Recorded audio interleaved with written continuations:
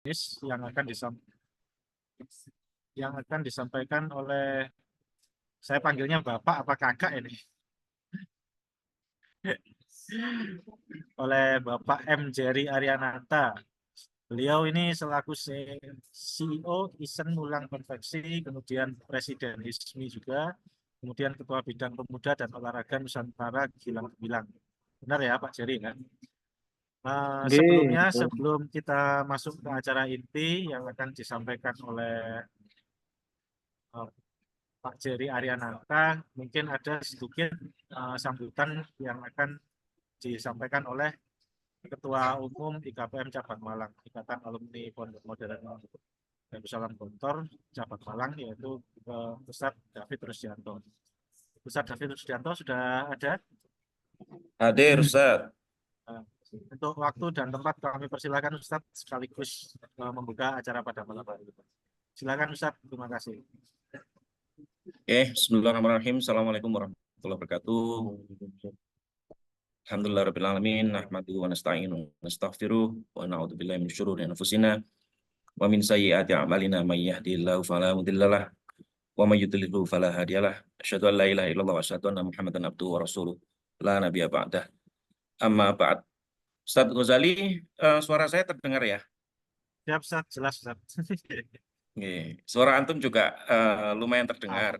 Tinggal cahaya antum memang kurang bersinar gitu, pencahayaannya maksudnya. Ini maaf, ini karena di luar juga Ustadz. Ya, nggak apa-apa. Antum sering di luar ya. Alhamdulillah kami ucapkan terima kasih, rasa syukur kita juga kepada Allah Subhanahu Wa Taala. Salawat dan serta salam kepada Nabi besar Muhammad Sallallahu Alaihi Wasallam. Juga kepada pengurus Forbis IKPM Malang yang sudah rutin menyelenggarakan agenda webinar. Ini adalah seri ke-7 yang akan disampaikan oleh pematerinya adalah kayaknya ini Mas ya, bukan Bapak atau apa gitu ya. Bukan Iya, Ustaz, siap. Mas atau Kakak gitu ya. Kak Jerry Ariananta, terima kasih banyak Mas atas kesediaan untuk mengisi webinar series di Forbis IKPM Malang ini. Perlu kami sampaikan juga kemarin di tanggal 26 sampai 28 ada agenda besar juga di Gontor ya. Jadi ada musyawarah besar IKPM Gontor sebagai induk dari organisasi kita semuanya, termasuk juga Forbis, adalah di bawah naungan PP IKPM Gontor. Kemarin sudah diadakan musyawarah besar sampai pemilihan ketua umum PP IKPM Gontor. Alhamdulillah Ustadz Nur Syahid terpilih kembali sebagai ketua umum PP IKPM Gontor periode 2024 sampai 2029. Nah, kemarin juga kami informasikan bahwa ada Expo Forbis di pusat ini agak eksklusif. Kemarin memang tidak terbuka untuk umum untuk exponya. Untuk peserta expo hanya dibatasi 20 karena harapannya dari 20 produk yang sudah terseleksi dengan beberapa kriteria dan syarat kemarin dibukakan pintu untuk sinergi dengan beberapa forum-forum yang lain, termasuk forum pesantren alumni Gontor, termasuk forum balik alumni Gontor. Nah, ini banyak sekali forum-forum yang ada di bawah naungan PPKPM. Alhamdulillah semuanya berjalan baik dan lancar, sehat semuanya. Juga salam dari Ketua Umum Forbis untuk teman-teman Forbis di Malang Raya. Kami sampaikan salam juga dari kita untuk beliaunya. Alhamdulillah beliau masih sehat dalam memimpin Forbis di pusat ya. Nah, sebagai organisasi cabang, tentunya kita harus mengikuti hal-hal dan aturan yang ada mulai dari kepengurusan pusat sampai di bawah, dan aturan-aturan itu sudah ada, termasuk kayak tadi ketika di PC atau pengurus cabang itu tidak ada istilah ketua umum ya. Kalau saya pribadi dapat amanah itu ketua saja, ketua pengurus cabang IKPM cabang Malang. Nah, alhamdulillah kegiatan sudah berjalan demikian rupa dinamisnya, dan di Malang ini juga rutin sekali mengadakan webinar, sharing dengan alumni, sharing dengan anggota Forbis, sharing juga dengan beberapa anggota luar-luar. Cuman harapannya ke depan mungkin bisa dimaksimalkan perannya di pusat juga, nggih. Ustadz Amiril, Ustadz ketuanya hadir semua atau Ustadz Amiril saja ini? Ada semua ya. Ustaz Ghazali, ketua yang lain ada? Nah itu Ustadz, saya Japri nih yang Abang Kasful ini sama Ustadz Balia ini nggak tahu kemana ini. Sebentar Oke, Ustadz, saya Japrikan. lagi sibuk. Ya, alhamdulillah ada 3 ya. Jadi Ustadz Amirul lumayan aktif untuk acara webinar ini, selalu hadir di sini. Doa kami semoga pengurus-pengurus Forbis ini tetap sehat-sehat semuanya, anggotanya juga sehat semuanya, lancar, diberikan keberkahan di usaha-usahanya, sudah banyak berbagi dengan anggota-anggota. Insya Allah manfaat semuanya buat anggota, buat antum semuanya. Ini adalah ajang sharing, berbagi, dinikmati bersama-sama. Nanti sharingnya ilmu tentunya akan sangat banyak diberikan oleh Mas Jerry nanti. Juga salam kenal ya Mas Jerry dengan kami di KPM dan juga pengurus Forbis dan anggota Forbis di Malang.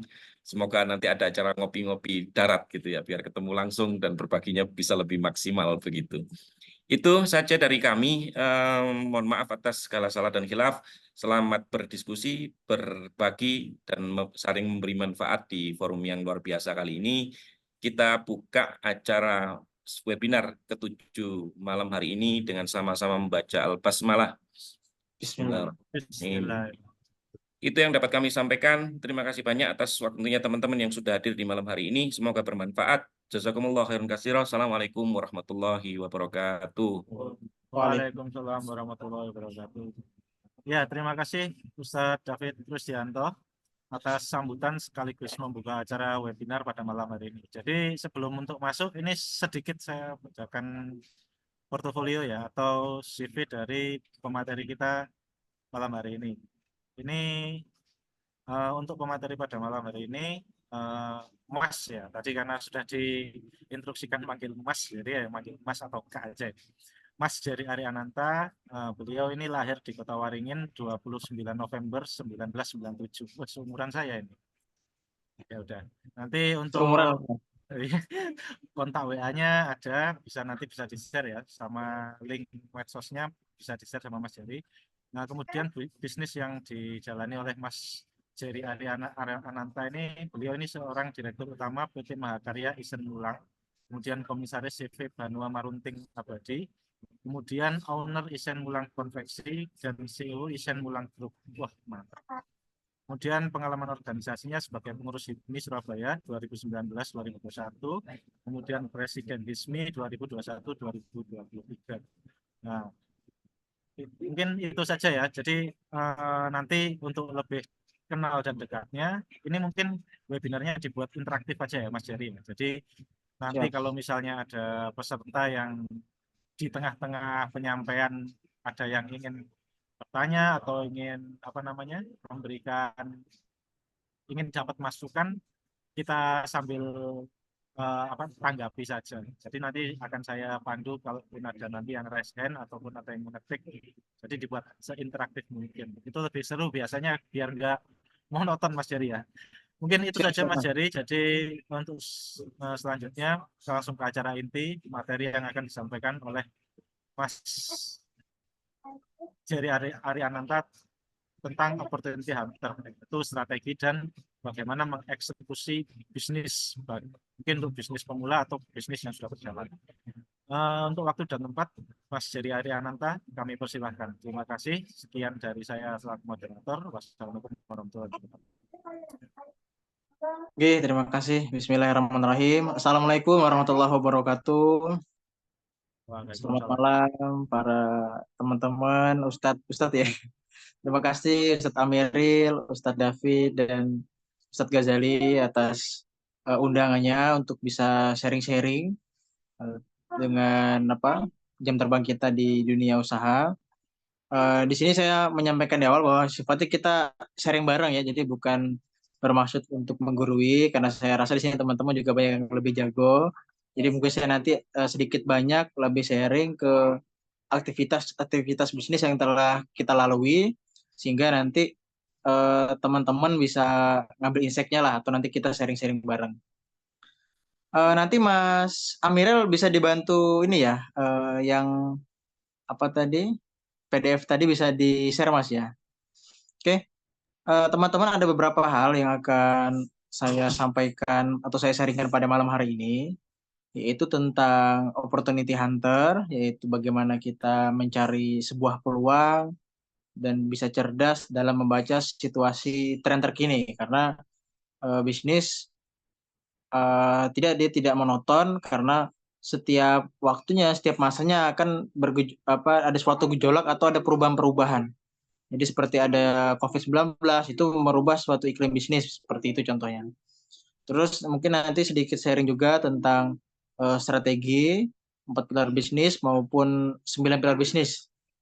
Terus juga nanti kita akan sharing juga di cara eksekusinya.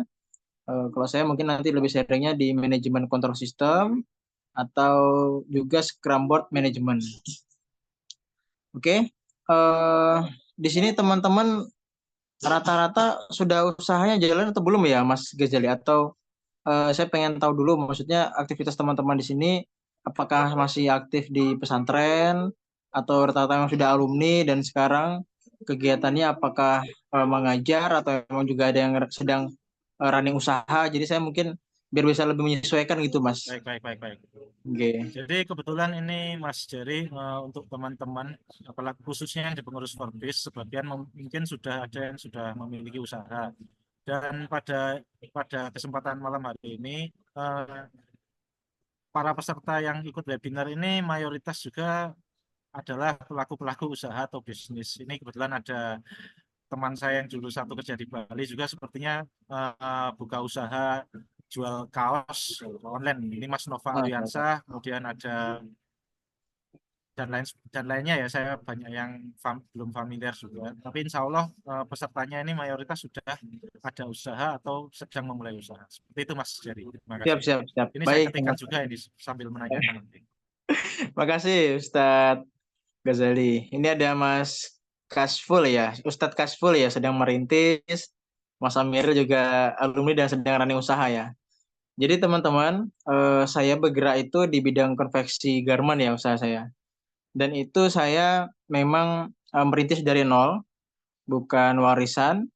Ibu dan bapak saya dua-duanya guru. Bapak saya guru SD, ibu saya guru SMP. Dan bapak saya pun baru-baru ini sudah pensiun. Jadi nggak ada background usaha sejenis pakaian atau konveksi kalau dari orang tua ya. Sehingga memang saya secara pribadi memang harus bisa, memang dilatih mandiri dari awal. Jadi walaupun saya anak guru, bukan pure dari anaknya pengusaha, tapi kita punya tekad dan keinginan serta tadi bisa menjadi seorang yang opportunity hunter. Jadi opportunity hunter itu kan adalah membaca peluang ya, atau mencari peluang. Hunter, jadi gimana caranya kita itu harus bisa melihat sikon ya. Karena seorang pembisnis biasanya ada naluri opportunity hunter. Cuman tadi opportunity hunter pun kalau tidak diimbangi dengan manajemen dan kontrol sistem itu juga agak repot berkembangnya. Nah, mungkin di sini kita akan ngezoom di layar ya. Jadi itu sebelum ke itu saya akan jelasin lagi deh studi kasus ya mungkin. Jadi opportunity hunter, satu cerita di usaha saya itu kan saya mulai dari SMA ya, sejak kelas 2 SMA di Pangkalan Bun, kota kecil di Kalimantan Tengah. Terus saya lulus SMA, saya merantau ke Surabaya. Dan itu merantau pun saya sudah opportunity hunter karena saya pengen kalau dulu itu kalau nggak Semarang, Surabaya. Akhirnya saya pilih Surabaya karena saya melihat suatu peluang usaha di bisnis percetakan dan atau konveksi. Karena kalau di Pangkal sendiri di Kalimantan kan agak kurang ya untuk hal-hal demikian, sehingga saya belajar di Surabaya. Jadi waktu saya berkuliah di Surabaya, sehingga waktu saya merantau 2016, itu saya 2017 sudah mulai nyari vendor, sudah mulai mencari peluang-peluang, dan di 2018 saya mulai running usaha konveksi saya, udah saya legalitaskan di 2018 awal. Nah, itu berangkat dari opportunity hunter, yaitu saya mencari peluang, kita bisa membaca tren. Pada waktu itu, peluang yang saya temukan adalah ketika saya kelas SMA, di kelas 2, kelas 3, saya ngelihat bahwa ada kebutuhan. Jadi kan peluang itu muncul biasanya kalau nggak ada masalah ya ada kebutuhan, Mas. Maka harusnya ada peluang di situ. Kalau sudah ada masalah, ada kebutuhan, berarti ada peluang. Nah, pada waktu itu saya ada kebutuhan, melihat kebutuhan teman-teman saya itu butuh yang namanya kaos kelas. Biasanya dipakai untuk kelas meeting pada waktu masa SMA. Dan juga ekskul. Jadi kalau nggak kaos kelas, ekskul biasanya. Nah, dari situlah saya beranjak menawarkan jasa ya. Jadi memang modalnya waktu itu adalah modal kepercayaan dan relasi. Kebetulan waktu itu saya juga aktif di berbagai organisasi kayak OSIS, Pramuka, dan beberapa ekskul-ekskul lainnya. Dan kenal baik dengan teman-teman pentolan ketua-ketua kelas gitu. Sehingga pada waktu saya sudah menawarkan kepada mereka-mereka untuk bikin kaos kelasnya di saya saja gitu. Sehingga berlanjut hingga saya kuliah di Surabaya di Prisma Profesional. Akhirnya saya nyari vendor, saya samperin dan juga sering kena tipu ya. Maksudnya saya dulu pernah kena tipu di vendor di Malang, begitu juga di Surabaya. Itu kan sebuah dari perjalanan ya.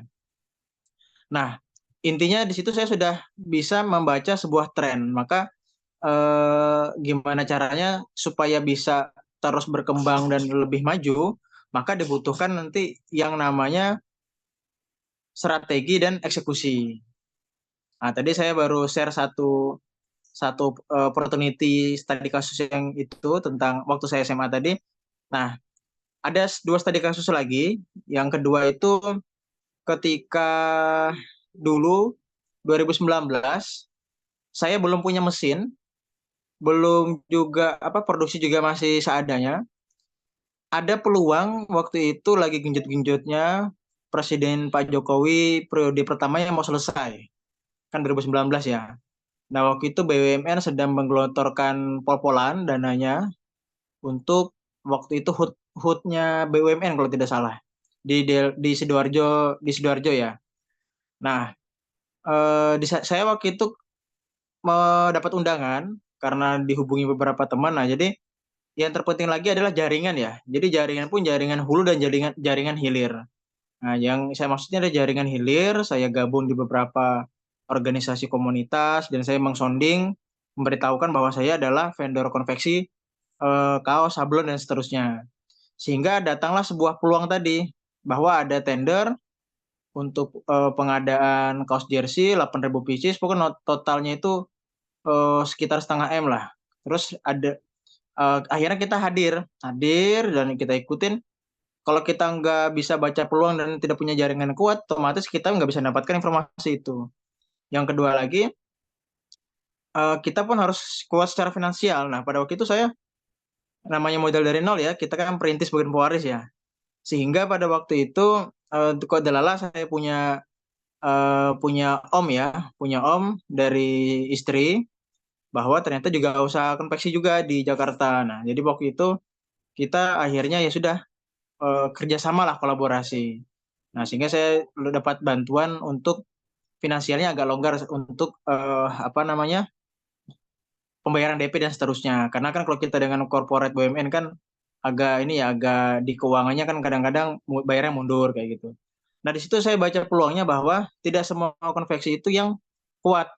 Maksudnya yang bisa mengambil peluang itu karena pengerjaan kurang lebih waktu 1 minggu 8.000-an pieces. Itu banyak yang di luar Nurul atau di luar nalar lah, maksudnya bingung konveksi-konveksi yang di Surabaya ini. Akhirnya hanya beberapa yang mengambil peluang itu, termasuk salah satunya perusahaan kita di Semula Konveksi. Nah, alhamdulillah itu salah satu study case opportunity hunter kita. Dan mungkin yang ketiga, ketika teman-teman mungkin 2021 merasakan ya bahwa gejolak-gejolaknya COVID-19, bisnis banyak yang bangkrut. Nah, di situ kan kota kunci peluang itu di mana ada masalah, di mana ada kebutuhan, biasanya ada peluang gitu kan. Nah, kita cari tahu masalah terbesar pada waktu itu lagi gonjang-ganjingnya dunia bisnis, dunia sehari-hari kita, sehingga ternyata ada peluang. Peluangnya apa? Oh, butuh masker, oh butuh APD hazmat, sehingga bisnis kita yang biasanya garap konveksi seragam, kayak bikin kemeja PDH organisasi, akhirnya kita pivot sementara atau bergeser haluan sementara untuk menggarap APD hazmat. mungkin teman-teman tahu ya apa HPD Asmat yang bisa dipakai tim medis itu loh. Nah, sehingga kita kan nggak kehabisan akal, yang lain bangkrut, kita harus gimana caranya bisa lebih powerful. Jadi peluang itu atau masalah itu kita jadikan sebuah peluang dan kita eksekusi. Sehingga yang biasanya tempat bordir kita jadikan gudang stok bahan dan seterusnya. Jadi kita benar-benar jangan sampai menyia-nyiakan peluang itulah. Nah, itu studi kasus bahwa ada beberapa contoh-contoh peluang yang telah kita lakukan, maka nanti kalau teman-teman mau sharing boleh. Dan saya rasa teman-teman pun saya yakin bakal ada juga cerita-cerita tentang peluang-peluang yang telah tereksekusi gitu kan. Nah, mungkin nanti juga kita bisa sharing lebih lanjut mengenai itu. Jadi lanjut yang kedua tentang strategi 4 pilar bisnis ya. Kalau kita bicara 4 pilar bisnis, sebenarnya kalau di apa namanya kita rinci lagi itu bisa jadi 9 dan atau lebih. Cuman simpelnya kalau 4 itu yang pertama yang jelas ya marketing dan selling.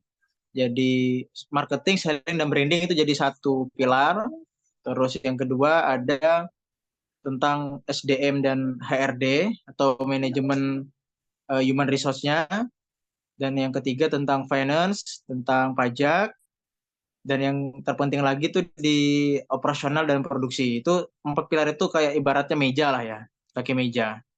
Nah, di situ mungkin saya akan sharing case bahwa untuk sorry. Sharing case-nya saya langsung ini aja ya. Langsung lihat yang di layar tadi. Teman-teman mungkin bisa lihat ya, di layar itu nomor 1 itu kan omset. Bagaimana kita meningkatkan omset? Nah, caranya itu dari bawah dulu ya, itu ada tentang spiritual ideologi bahwa kita berusaha menjadi seorang pengusaha, seorang saudagar itu untuk apa sih? Oh, ternyata kita ingin menjadi wasilah sehingga nanti bisnis kita misalnya kita telah tiada bisa berjalan dan membantu banyak orang ketika itu sudah tersistemasi dan menjadi lapangan kerja, menjadi penyalur rezeki. Nah, itu kan salah satu spiritual ya. Jadi kalau di saya pribadi waktu itu sih saya biasanya spiritual yang saya pegang itu An-Najm ayat 39 sih. Jadi apa yang kita dapatkan itu kan sesuai prasangka hambanya lah dan perlu bekerja keras. Nah, kira-kira begitu. Nah, dari spiritual itu kalau ketika spiritual kita sudah menguat ke nomor 8 yaitu di human dignity bahwa bagaimana kita itu bisa berupaya untuk apa namanya itu membuat seseorang itu naik kelas lah bahasanya itu. Jadi kita menghargai seseorang supaya orangnya tadi itu teman-teman kita, tim-tim kita supaya bisa naik kelas. Ini sorry saya baca chat ya. Oh Mas Ustadz Ahmad, kalau saya suka An-Najm ayat 39 Mas. Sebenarnya di Al-Qur'an banyak yang bagus kok. Cuma saya suka itu karena sering diajarin guru saya Coach Fahmi ya sama gurunya Mas Amiril. Terus business owner mentality di sebelah kiri bawah. Jadi menjadi pondasi itu business owner mentality dan spiritual. Nah, di business owner mentality itu bagaimana kita, karena gini teman-teman, banyak orang pengen jadi pengusaha tapi nggak mentalnya bukan mental pengusaha gitu loh. Itu banyak terjadi. Satu contoh misalnya apa ya? Kalau kita di usaha itu kan sebenarnya kata kunci pengusaha itu kan berusaha mengusahakan gitu loh.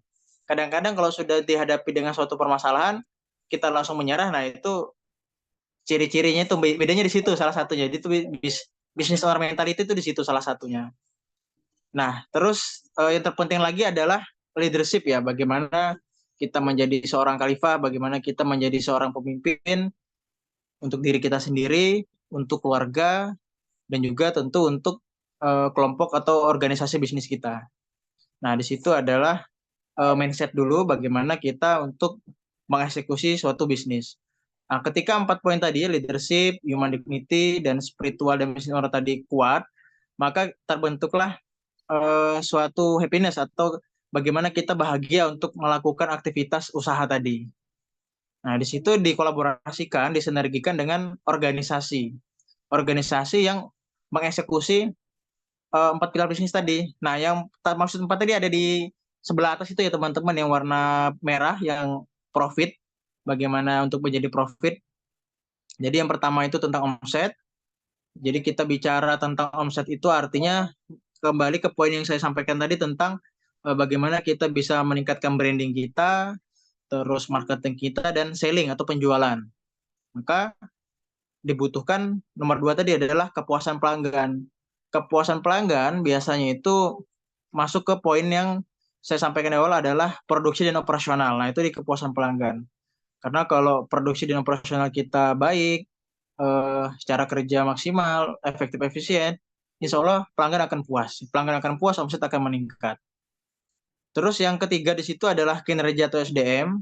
Maka saya sampaikan tadi sesuai ya. Jadi kinerja SDM itu bagaimana kita bisa menempatkan atau memposisikan orang-orang di tempatnya gitu loh. Karena kadang-kadang apa ya, misalnya dia jagonya tuh di bikin konten, jadi di branding, di marketing. Terus kita taruhnya dia di keuangan dan dia nol putul, dan maksudnya nggak paham di finansial gitu. Nah itu kan kita ya apa namanya kurang tepat lah dalam menempatkannya gitu loh.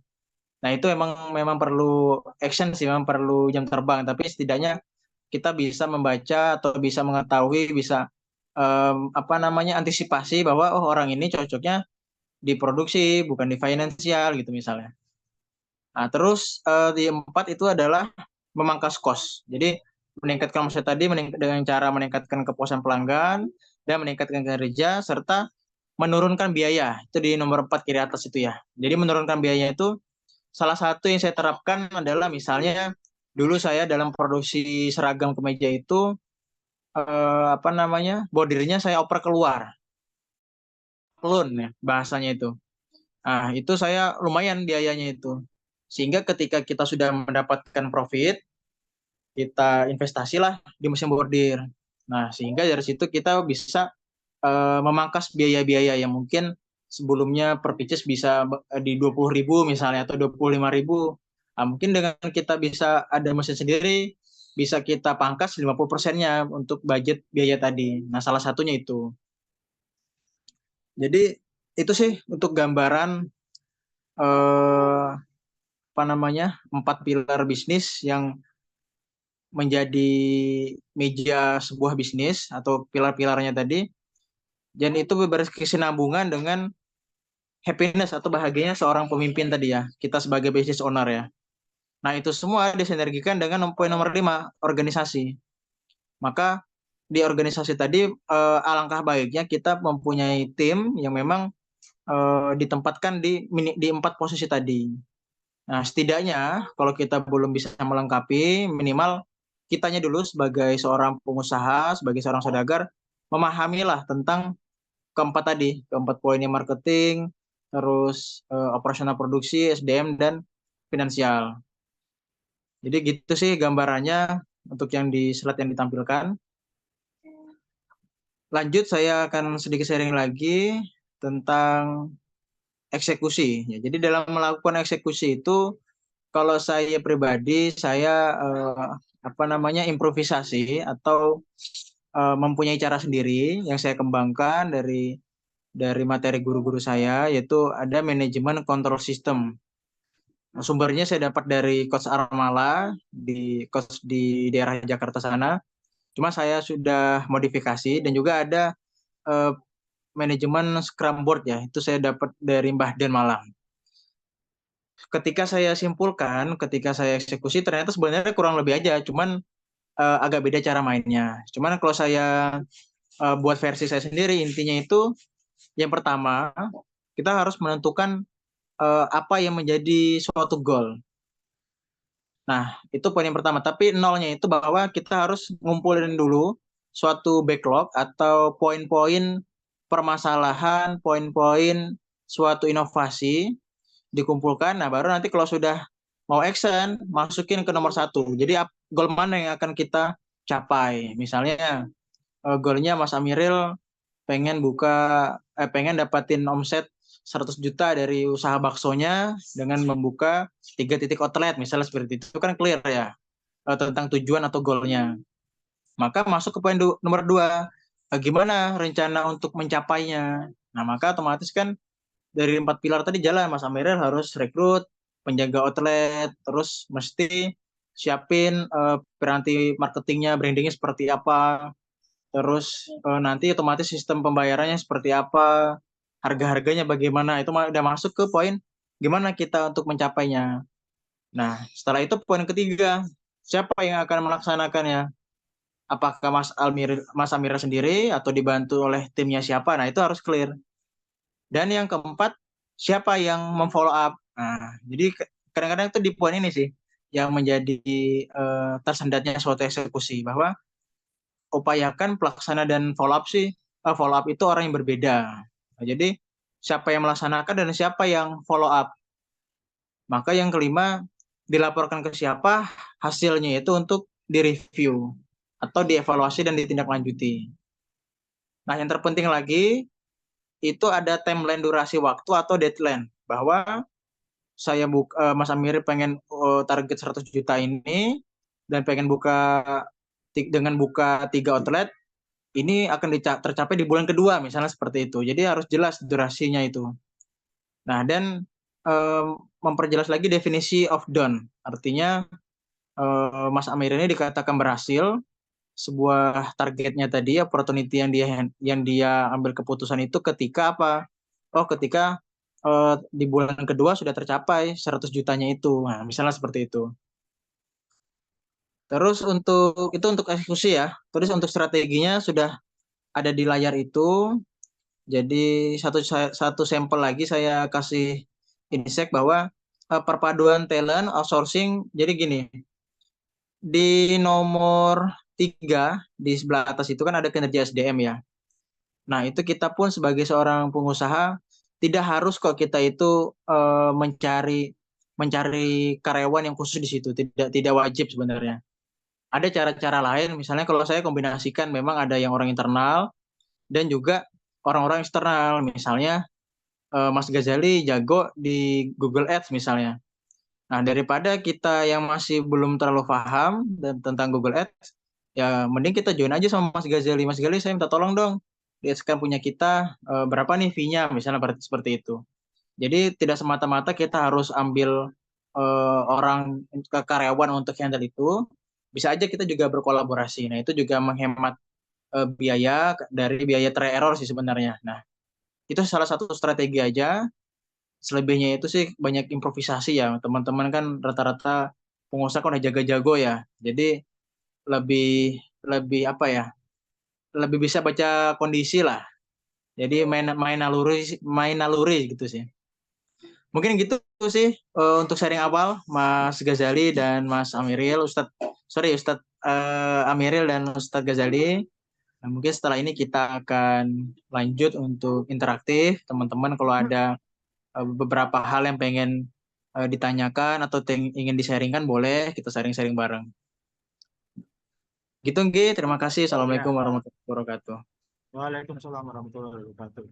Terima kasih ya Mas Jerry. Ini menarik ini. Ini apa namanya? Materi yang disampaikan ini menarik sekali. Di sini strateginya seperti apa, terus nanti tahapan eksekusinya seperti apa. Sehingga bagi teman-teman yang ada di room ini yang sudah memulai bisnis atau yang lagi memulai bisnis, ya mungkin pemaparan yang disampaikan oleh Mas Jerry Ari Ananta ini ya bermanfaat sekali, karena bisnis itu tidak apa namanya, biar tidak stagnan, tidak jalan di tempat, ya kita juga harus bisa melihat peluang. Apalagi tadi menarik itu 4 pilar bisnis, di mana kalau dibagi jadi 9 ya tadi Mas Jerry ya, dari marketing, selling, branding, kemudian dari pengaruh SDM dan HRD, terus finance, pajak, kemudian operasional sama produksinya ya. Ini penjabarannya seharusnya kalau diperinci lagi bisa panjang ini malam ini kalau membahas itu, mendeskripsikan itu semua. Jadi intinya teman-teman di sini apa namanya, bisnis itu selalu berjalan ya, apalagi bagi owner, bagi pemilik usaha, biar usahanya tidak stagnan, biar selalu berkembang. Ya ini tadi banyak strategi yang bisa diambil dalam materi ini. Jadi teman-teman, ini kita kasih kesempatan ya. Mungkin ada yang ingin bertanya, bisa raise hand atau bisa apa namanya mengetikkan di kolom chat. Jadi sambil interaktif apa yang kurang dipahami nanti silahkan langsung bisa ditanyakan ke Mas Jerry Ariananta. Kebetulan Mas Jerry ini pengusaha konveksi dan di peserta webinar kita juga ini ada pengusaha konveksi lain ini yang punya konveksi besar nih. Mas Khairul Siap. Umam. Beliau ini pemilik Simpati Konveksi area Sidoarjo. Mungkin bagi teman-teman Ya. alumni sudah familiar ya karena konveksinya beliau ini sering dijadikan tempat rilah teman apa alumni Gondrong. Terima kasih. Mungkin ada yang mau ditanyakan atau seperti apa? Kami beri kesempatan. Ya kita sambil Itu interaktif. kayaknya ada Jadi Mas biar di kolom kenapa? chat Mas. Di kolom chat Di kayaknya kolom ada chat. ya satu. Iya. Mana ya di kolom chat sebentar. Saya lihat. Mas Amiril ya kayaknya, Ustaz Amiril ya. Ini Amiril mau tanya ini. Ah ini Oke. ya dari Mas Amiril mungkin menanyakan cara melihat peluang ini linear dan layak untuk kita eksekusi itu bagaimana? Mungkin langsung dijawab aja ya Mas Jerry ya. Siap Mas.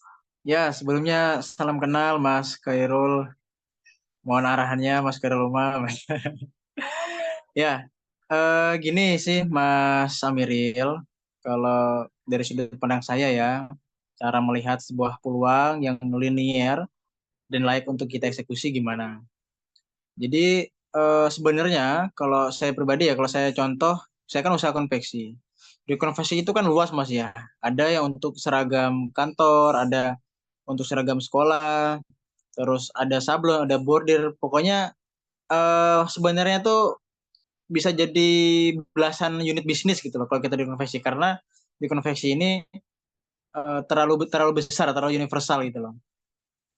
Nah, kalau menurut saya linear itu, yang linear itu sama aja dengan sejalan ya. Jadi kalau contoh misalnya saya di konveksi itu kan ada apa namanya di kaos sablon dan bordir misalnya. Kalau saya sih lebih ke linearnya tuh arahnya antara dua aja sih Mas, antara ke hulu atau ke hilir. Kalau kita ke hulu artinya kita berarti perlu eksplor tentang mesin, bagaimana kita lebih memangkas biaya sih. Jadi satu contoh kayak sekarang kita hulu hilir main ya. Kita kan belum punya mesin Sublime untuk saat ini ya. Mesin Sublime itu mesin untuk printing jersey itu loh. Nah, ini pun menjadi opportunity hunter setelah kita riset berjalan. Jadi di hulunya kita perlu ekspansi menambah mesin cetak Sublime dan mesin pressnya. Di hilirnya otomatis kita perlu meningkatkan dulu di penjualan jersey printing gitu loh. Nah, ini kan menurut saya linear karena sejauh ini saya konveksinya itu kan konveksi seragam ya. Jadi lebih cenderung pembuatan PDH organisasi, jaket organisasi, komunitas dan perusahaan. Nah, menurut saya linear itu ya yang sejalan sih Mas. Jadi buat lebih pengembangan. Misalnya kayak satu contoh lagi, misalnya kalau properti ya, yang linear dengan properti berarti bisa jadi misalnya developer otomatis kan dia buka agensi misalnya, itu kan masih linear agensi untuk real estate. Terus bisa jadi dia buka lagi kontraktornya, mungkin biasanya pakai pakai kontraktor perusahaan orang lain, dia buka kontraktor sendiri. Nah itu intinya support bisnis utama sih Mas. Kalau menurut saya linear itu saling support bisnis utama. Misalnya tadi kalau saya di konveksi, oh saya buka Sublime Printing, oh buka bordir, oh buka apa lagi. Jadi yang masih linear gitu loh. Nah, misal lagi kalau teman-teman di F&B misalnya Mas Amiril tadi di bakso atau pentol gitu ya. Berarti yang linear apa? Oh kira-kira ketika konsumen itu butuh bakso, gandengannya apa gitu misalnya. Jadi itu bisa dikembangkan. Kalau F&B mungkin pengembangannya lebih ke pengembangan produk misalnya. Atau kalau ada teman saya itu di F&B dia buka brand baru, tapi tetap kuliner gitu. Misalnya ikan bakar, nanti ada juga ayam bakar, ada apa lagi. Beda-beda merek tapi masih dalam F&B gitu loh. Karena dia berarti core-nya bisa jadi menguasai dapurannya gitu. Nah kalau saya sendiri kalau bisa di konveksi berarti saya ngembanginnya kalau nggak ke hulu hilir atau dua-duanya dikembangin.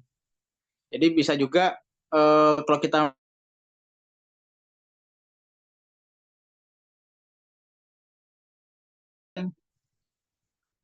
apa namanya, saya kan ada 4 kantor cabang ya di Kalimantan. Dan itu kan distribusi misalnya. Maksudnya untuk menyalurkan hasil-hasil konveksi yang saya garap. bisa jadi linearnya dengan klien kita yang sama yaitu organisasi dan komunitas. Saya buat mungkin kayak apa namanya merchandise kayak gantungan kunci kah atau apa yang memang mereka butuhkan. Maksudnya dengan klien yang sama, kita pengembangan produk gitu sih Mas. Nah itu menurut saya sih masih linear karena masih sejalan kita. Mungkin gitu sih kira-kira Mas Amiril. Ya, terima kasih pemaparannya. Gitu nggih Mas. Jadi ya. Ya, siap-siap. Mungkin ada lagi yang lain atau kita bisa sharing atau discuss lah seperti apa. Ini kalau nggak ada saya ini yang mau tanya nih. Dibolehin nggak ini? Monggo, monggo, monggo Mas Ustaz Ghazali. Ya, ya.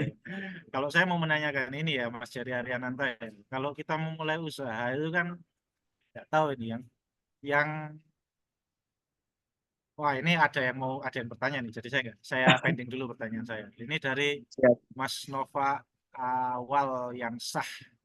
Mas Nova Awal yang sah ini teman satu kerjaan di Bali kemarin. Ini manajemen krusial untuk bisnis yang tepat itu seperti Cek. apa? Seperti apa Mas bagi para pemula bisnis usaha? Itu manajemen Mungkin yang berlangsung krusialnya. bisa nanyakan langsung mungkin Mas Ghazali biar lebih Oh ya Mas Nova, gimana Mas maksudnya itu? Nova ini bisa menanyakan langsung, mungkin bisa di open mic-nya, open mic, Mas Nova. Mas Nova bisa open mic ya. Tes. Silakan ditanyakan Mas Nova. Tes. Iya silakan Mas. Mungkin bisa dijelaskan definisi Silakan. krusial. Iya. Assalamualaikum warahmatullahi wabarakatuh. Waalaikumsalam warahmatullahi wabarakatuh. Yang keras Izin Pak, yang bertanya, keras suaranya Mas. yang keras Pak. Siap. Yang keras, yang keras. Manajemen yang maksudnya yang krusial dalam artian itu manajemen. Kalau saya kan di bidang, saya kan di kontraktor nih Mas ya. Di bidang kontraktor, maksudnya target utamanya manajemen yang baik, efisien itu polanya itu seperti apa ya Mas ya? Bagi di bidang, maksudnya di bidang saya atau di bidang yang lain. Seperti itu sih Mas. Oke. Kalau krusial itu definisi krusial dimaksud Mas Ustadz Nova itu gimana ya? Krusial yang dimaksud itu definisinya? Entah di apa namanya untuk dari sisi SDM-nya atau dari sisi manajemen keuangannya atau dari sisi untuk apa namanya pengurusan legalnya. Jadi seperti itu. Oh, apa? Soalnya kan masih ini ya, masih terlalu general ya. Maksudnya, apakah krusial itu misalnya kalau di keuangan kan terjadi fraud misalnya ya, atau maksudnya kalau fraud kan penyimpangan keuangan misalnya kan ada penyeludupan, penggelapan dan lain sebagainya. Nah, krusial yang dimaksud Ustadz Nova itu case-nya seperti apa? Apakah studi kasus atau misalnya terjadi gitu loh. Jadi apakah sudah terjadi atau masih pencegahan gitu loh maksudnya? Masih pencegahan. Oh, pencegahan. Oke. Ya. Berarti manajemen risiko ya yang dimaksud ya? Ya, manajemen risiko, betul. Oke. Kalau di kita sih gini sih, Mas Ustadz Nova. Jadi kalau kita manajemen risiko, kita sih biasanya kita manajemen risiko, tapi kadang-kadang sering dinamis. Jadi kalau manajemen risiko dinamis ya. Kalau kita dinamis artinya kalau kondisinya seperti ini, seperti apa solusinya gitu loh. Jadi satu contoh ya, kita punya case bahwa di kantor cabang kita di Kalimantan kan ada 4 cabang ya. Itu tim cabang kita itu sekalian menjadi tim penjualan misalnya. Ternyata di lapangan itu ada terjadi fraud atau penyimpangan bahwa mereka ini jadi tim penjualan itu juga ternyata sangat berisiko. Resikonya satu contoh misalnya melakukan penggelapan atau ada order yang nggak disampaikan dan lain sebagainya. Maka kalau kita manajemen risiko ya tetap diskusi ini gimana supaya tidak terjadi penyimpangan gitu.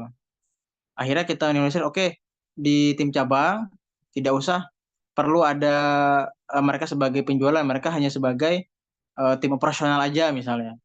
Jadi penjualan terfokus di tim yang di pusat di Surabaya.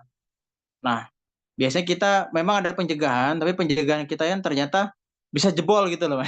Jadi kan kita memang ada rencana, tapi kan kuasa yang di atas kan mungkin lain lagi gitu ya. Nah, sehingga ketika itu terjadi, maka kita dinamis. Oh, berarti bisa kelolosan juga ya kalau dengan ini. Bagaimana kalau kita ubah lagi gitu. Nah, jadi kita sih ada plan B, plan C dan seterusnya. Ya pada intinya sih fokus kepada ini sih resiko apa yang akan terjadi. Ya kalau kayak kita kan karena jauh ya, ada di Balikpapan, ada di Banjarmasin, lintas provinsi lah. Ada saat ini kan kita di Kalimantan tuh di 3 provinsi ya, Kalteng, Kalsel dan Kaltim.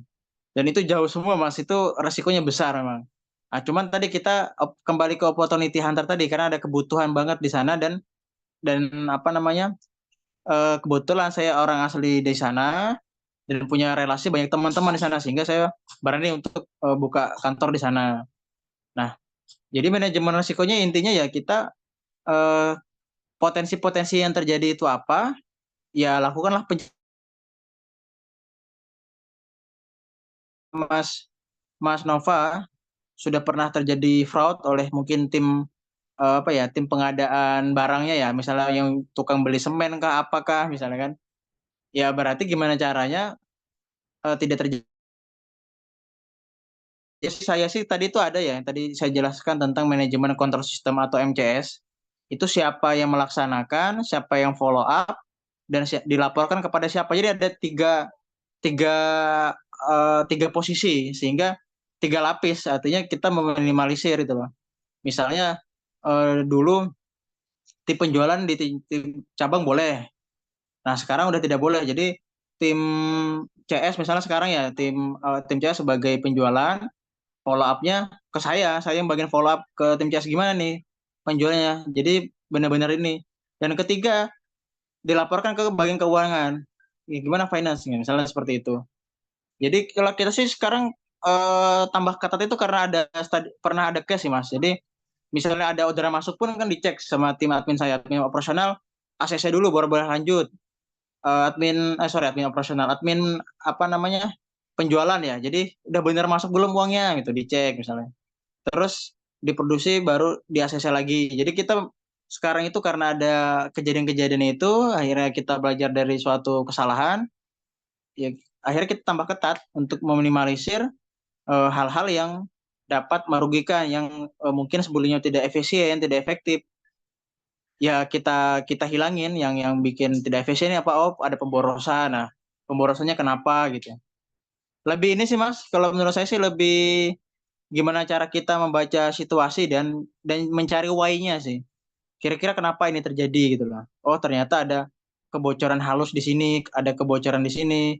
Bagaimana apakah kita tambal atau kita ganti gitu loh. Kalau kita tambal kan berarti artinya mungkin kita perbaikin si si SDM ini, tenaga kerja ini bisa nggak kita ajarin lagi. Kalau ternyata dia sudah memang apa namanya sudah fatal banget, maksudnya emang dalam diri dia itu wah ini apa namanya secara etika dan lain sebagainya udah nggak masuk, ini udah dibuang aja atau dikeluarkan gitu dari perusahaan karena bahaya itu. Nah gitu sih kira-kira Mas Nova untuk sharing dari saya. Mungkin kalau mau ada feedback boleh. Siap, siap. Terima kasih, Bang. Bisa diterima. Jadi lebih ke kita memperbaiki sistem juga berarti ya, Bang ya. Oke, betul Ustadz Nova. Siap. Betul. Terima kasih. Siap, Assalamualaikum. terima kasih. Waalaikumsalam. Ya, terima kasih. Udah jelas sekali ya yang sudah dipaparkan. Nah, ini Mas Jerry ada lagi pertanyaan ini. Ini saya mau tanyakan ke Pak Ketua ini. Ini kita sampai jam berapa ini? Apa biar nanti dibatasi. Jadi kita discuss juga tidak terlalu lama dan terlalu malam karena banyak yang sudah lelah juga ini. Siap, monggo. Jadi ini ada di chat dari Rajih ya, Rajih. Ini Rajih mau dibacakan chatnya atau bisa open mic aja? Ini Rajih Araki bukan ini, Konsuli bukan ini. Mungkin bisa open mic dulu kalau ada Mas Rajih. Mas Rajih, kalau ada orangnya bisa open mic. Halo, Assalamualaikum. Oh iya, ini suara-suaranya Rajih Araki ini. Pak dosen, silakan ditanyakan Pak Iya, pertanyaannya. matur nuwun Ustaz Bocil. Izin bertanya, Mas. Kalau Siap, Rajih, ya, siap. saya ulangin aja pertanyaannya di chat ya. Kalau merintis sebuah usaha, lebih baik kita berpartner, misalkan ngajak teman sejawat dulu satu sekolah gitu, atau satu kelas di tempat kuliah, mungkin juga barangkali ketemu di suatu tempat, kemudian mengetahui kelebihan satu sama lain gitu, atau dimulai dari sendiri dulu aja gitu. Kalau saya sendiri sih masih perlu gambaran gitu. Karena yang sejauh ini saya praktekkan ya masih coba sendiri, cuma itu juga masih cari-cari apa itu namanya, Siap, lahan siap. dan kondisi atau kira-kira bidang apa yang sekiranya cocok untuk saya jalani dalam merintis sebuah usaha gitu. Itu masih mencari-cari, dan juga eh, prosesnya nanti ke depannya, pengembangannya, berpartnernya, itu juga saya masih perlu gambaran gitu, Mas. Kira-kira gitu. Siap, Syukron. siap, siap. Oke. Langsung aja Mas Yeri dijawab. Oke. Siap, Siap. Mas Raji, Mas Ghazali. Kalau saya sih, menurut sudut pandang saya ya ini, Mas Raji, bahwa ada baiknya yang terutama itu satu frekuensi dulu ya. Artinya apa ya? Lebih nyaman dalam geraknya ya. Itu ada kesamaan, entah kesamaan hobi atau kesamaan di alma mater atau kesamaan di suatu komunitas gitu, sehingga lebih nyaman ininya, hubungannya, berkomunikasinya, dan mungkin ada kayak personal guarantee, atau kira-kira kalau nanti ini meleset, kita ngadunya ke siapa, misalnya seperti itu. Misalnya Mas Raji kan tahu Mas Ghazali terus pengen berpartner karena ada suatu kompetensi yang saling mendukung misalnya. Nah, berani karena mungkin sama-sama satu alma mater di Gontor, dan mungkin satu komunitas lagi di KPM, dan apalagi juga sudah ada Mas Amiril di situ yang ibaratnya bisa menengahin seperti itu misalnya. Nah, satu frekuensi atau satu visi lah misalnya. Nah, yang kedua itu lebih saling melengkapi. Artinya Mas Raji punya kekuatannya di bidang yang apa, begitu pula artinya butuh partner yang bidang apa. Artinya jangan sampai Mas Raji misalnya kuatnya di marketing, terus butuhnya itu ya orang produksi operasional, orang keuangan, tapi ya ditambahnya ya orang marketing semua, ya nanti yang garap produksi siapa yang handle gitu loh. Nah, sehingga kalau menurut saya pribadi sih cari yang saling melengkapi suatu kompetensi.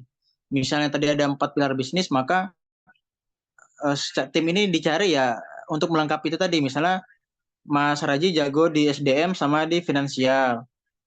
Terus siapa lagi, Mas Amira jago di produksi, berarti butuh lagi mungkin Mas Ghazali yang jago di marketing, misalnya seperti itu. Nah, bisa juga kalau karena masih merintis ya, Mas Raji. Mas Raji menguasai keempat bidang itu tadi, tinggal cari partner yang sevisi tadi. Artinya misalnya ya, saya nggak tahu ya Mas Raji ini pengen usahanya apa ya. Kalau bisa sih ya cari kebutuhan atau masalah di sekitar Mas Raji yang bisa dikomersilkan, yang bisa dibisniskan ya.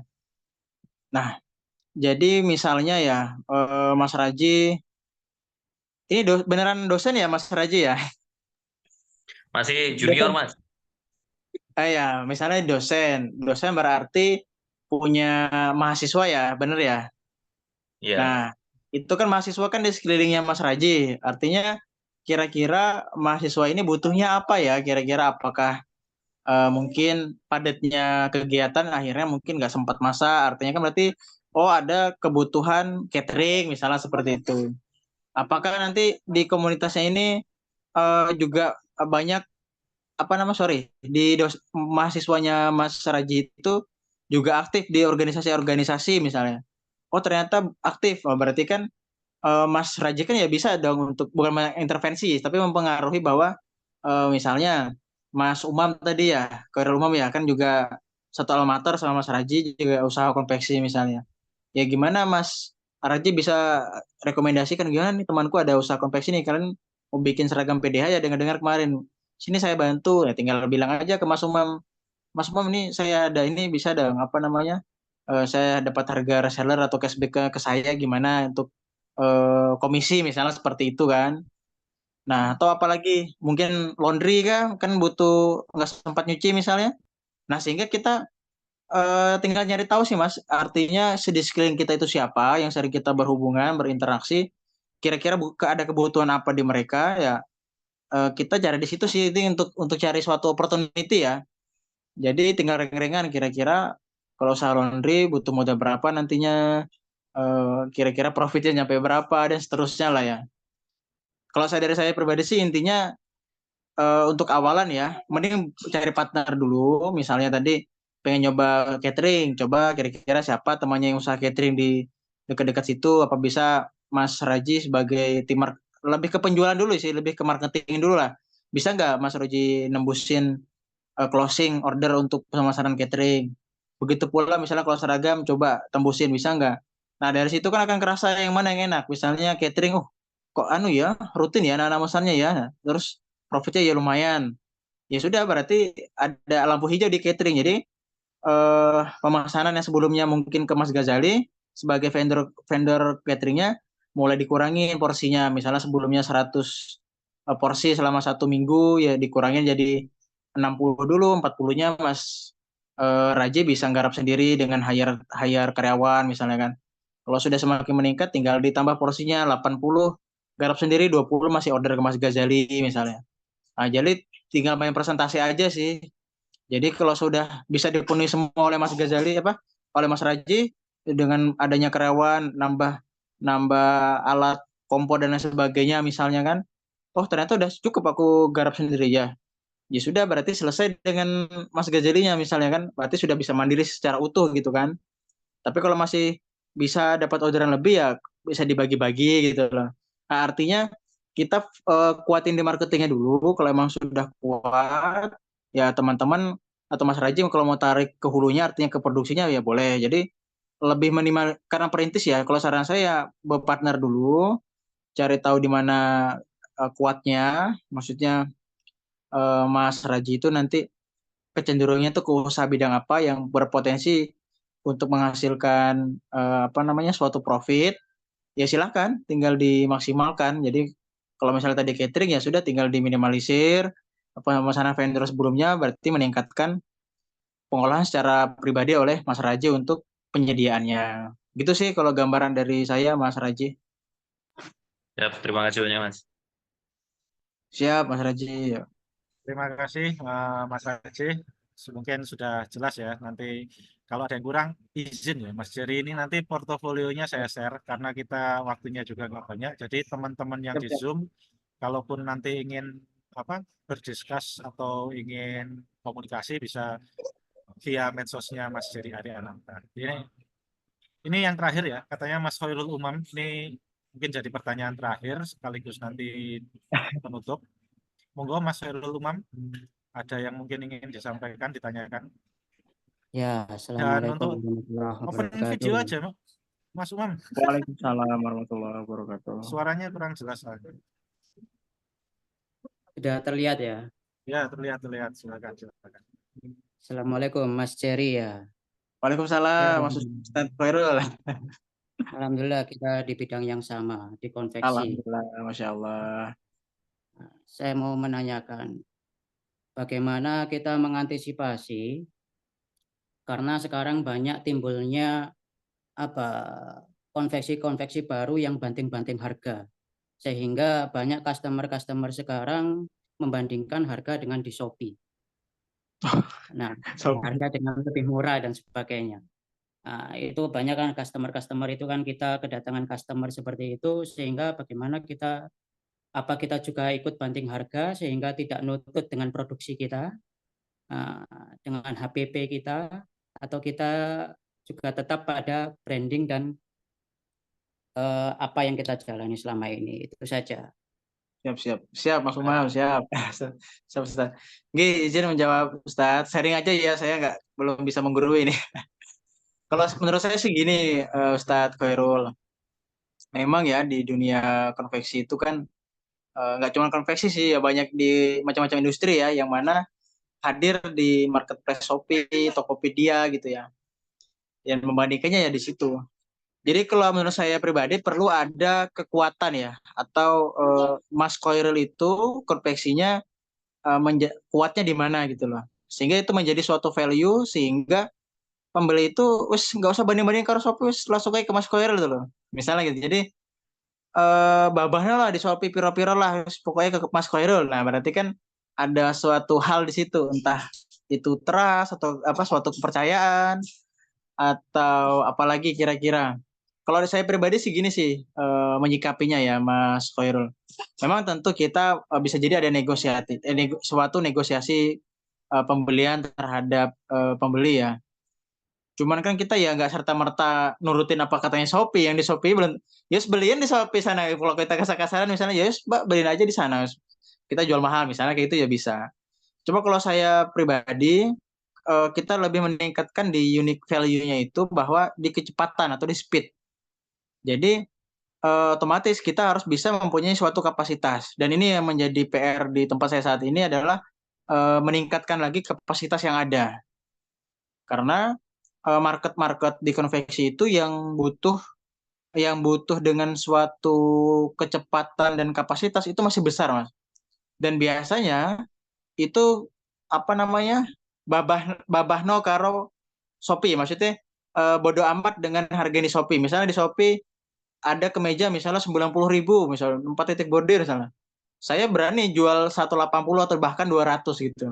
Dan itu bisa laku. Kenapa? Karena kita punya speed, punya kapasitas gitu loh. Misalnya seperti itu. Nah, sekarang di Shopee butuh proses misalnya 3 minggu sampai 5 minggu. Dia mau dipakainya 5 hari lagi. Nah,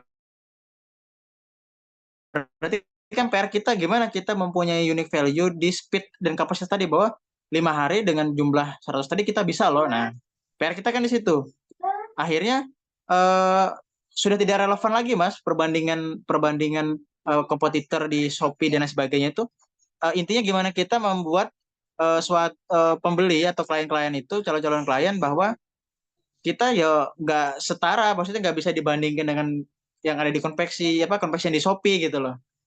Ya kalau mau sana ya silakan, tapi kan kebutuhan dia nggak mendukung. Misalnya dia butuh 5 hari, yang ada di sana butuh 1 bulan misalnya. Nah, di situ salah satu value-nya. Kalau saya sih selain itu ada value lagi ya, kita jalur distribusi ya, bahwa kita ada di daerah-daerah di Kalimantan Tengah, kayak tempat saya Pangkalan Bun, otomatis kan orang-orang daerah kan juga nominal-nominal besar kan nggak segampang itu ya percaya dengan vendor-vendor di Jawa gitu kan. Apalagi sekarang lagi marak-maraknya yang entah penipuan, entah itu vendor-vendor masih baru terus banting-banting harga. Dan itu kan nggak murni nggak murni benar, kadang-kadang juga ada yang oknum-oknum gitu loh. Nah, sehingga pada intinya satu, kita bagaimana bisa meningkatkan branding dengan meningkatnya suatu kepercayaan, entah itu dari legalitas. Yang kedua, tentang speed dan kapasitas kita. Dan yang ketiga, jalur distribusi. Jadi kalau bisa jalur distribusinya itu nggak cuma dari satu jalur, jadi ciptakan beberapa jalur gitu loh. Maksudnya itu misalnya secara offline atau tadi melalui Shopee, coba tingkatkan melalui websitenya kah, SEO-nya, atau melalui Meta Ads, atau melalui Instagram. Kan masih banyak ya jalur-jalurnya itu ya. Karena saya nggak mau dibandingkan sama Shopee, jadi saya di konveksi saya sudah lama banget, mungkin 3 tahun terakhir rasanya sudah nggak tahu posting di Shopee lagi gitu loh. Karena bukan market kita di situ gitu loh, Mas. Market kita lebih cenderung yang di Instagram maupun di Google misalnya. Jadi kita yang optimasi ya di situ. Harga di Instagram saya rasa pembelinya lebih bagus daripada yang mungkin di Facebook misalnya seperti itu. Nah, jadi kita mesti tahu kita mau nembak siapa nih gitu loh.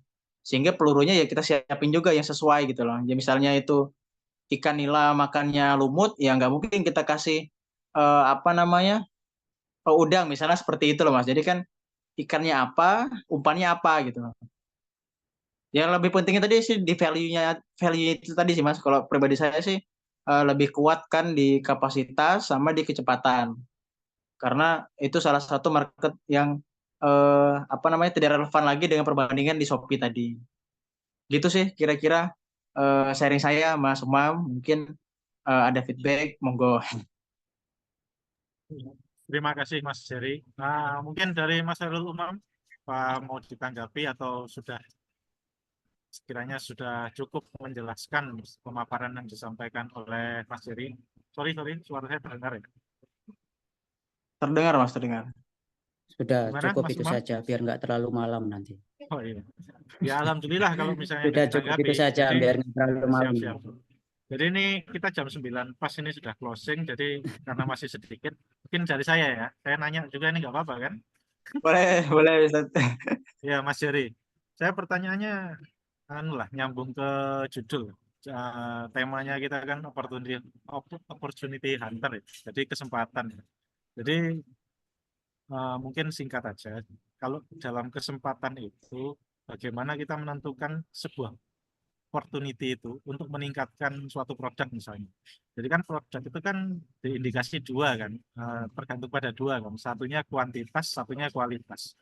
Jadi nanti penempatannya seperti apa, kesempatan seperti apa, sehingga kita harus meningkatkan kualitas, terus kesempatan produksi, kesempatan tempat atau SDM atau lokasi seperti apa, sehingga kita harus menentukan kuantitas. Kadang kan kalau kualitasnya bagus, berarti kan dia bisa markup harga ya, price. Ketika dia memberikan harga yang rendah, maka ditingkatkan kuantitasnya. Jadi ini kesempatannya tergantung, apakah tergantung pada lokasi, tempat, atau seperti apa. Mungkin itu pertanyaan saya. Bisa ditangkap ya Mas Jerry ya? Iya, iya. Kira-kira apa namanya? Ada studi kasusnya nggak kira-kira Mas Ghazali? Nah, Atau misalnya gini, mungkin kalau di lokasinya sampean, misalnya daerah produksinya sampean di daerah Kalimantan. Kalimantan itu, jadi saudara melihat kesempatannya dengan penduduk seperti apa, terus apa namanya daya belinya seperti apa, sehingga oh ini kesempatannya ini saya harus meningkatkan kualitas di sini, gitu loh. Oh iya, ya, Kemudian siap, kalau siap. misalnya di daerah perkotaan yang sudah banyak yang main kuantitas, akhirnya oh saya harus meningkatkan kualitas sehingga dia markup branding kan, branding. Siap, siap. Itu aja ya. Siap, Di siap. kasusnya ya kayak apa brand-brand Ya, ya. terkenal itu kan dia main kualitas, Oke. pasarannya di mana. Ya, seperti itu mungkin kesempatannya Siap, siap. mungkin bisa dijabarkan. Terima kasih. Ya. Sebenarnya perusahaan itu akan sangat unggul ketika bisa menghasilkan produk yang berkualitas dan kuantitas yang besar gitu loh. Cuman ya itu kan sampai batas teori ya.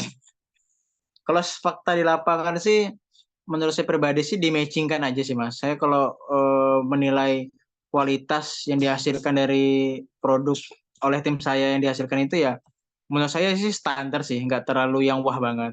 Sehingga pun saya nembak marketnya mungkin lebih ke quantity ya. Tapi quantity pun harga saya juga nggak yang terlalu apa ya, nggak yang anjlok banget gitu loh Mas. Sehingga masih bisa bersaing. Makanya dari situ kenapa bisa begitu? Karena tadi opportunity hunter-nya produksi saya tetap di Jawa Mas, tetap di Gresik sini, di Surabaya. Jadi kantor-kantor kita di Kalimantan itu ya untuk kantor distribusi aja, bukan untuk produksi. Sehingga kita terpusat produksinya itu. Karena untuk minimalisir fraud atau penyimpangan-penyimpangan produksi kan banyak ya peluang-peluang kayak kain bisa dicuri dan lain sebagainya itu banyak banget peluang-peluang apa namanya kenakalan oleh orang-orang yang tak bertanggung jawab lah gitu lah. Jadi intinya kita bisa melihat suatu peluang, terus dibanding tadi tentang kuantitas dan kualitas. Kalau saya sih kualitas standar lah ibaratnya. Kuantitinya kuantitinya dimaksimalkan, lebih ditingkatkan, tapi harga kita tetap tetap apa namanya? Enggak yang bawah banget gitu sih Mas. Jadi misalnya ya, kalau kita di Jawa misalnya 100.000 wes kemeja wes bordir. Nah saya berani bisa jual 150 gitu loh misalnya di Kalimantan misalnya seperti itu. Padahal dengan HPP yang mungkin kurang lebih gitu loh. Nah otomatis kan sudah ada selisih dari situ gitu loh Mas. Nah jadi ada peluang yang perlu kita jeli melihatnya. Cuman memang ada resiko juga yang harus siap dihadapi. Makanya kita harus juga menyiapkan manajemen risikonya. Jadi kalau menurut saya sih kuantitas oke, kualitas juga oke, harga yang bagus juga oke. Jadi wes enak itu. Udah jumlah pasarannya banyak, jumlah produksinya banyak, harganya juga tinggi, wah itu wes karepe ngono gitu. Mungkin gitu sih Mas Ghazali. Ya, terima kasih, terima kasih. Terus nggak usah bahas profit Mas, bahaya bahas profit nanti di sini. Ada dirjen pajak itu peserta itu. Oh, Ya, bahaya. ya. Ya gitu sih Mungkin, gambarannya, Mas. ya, sekian.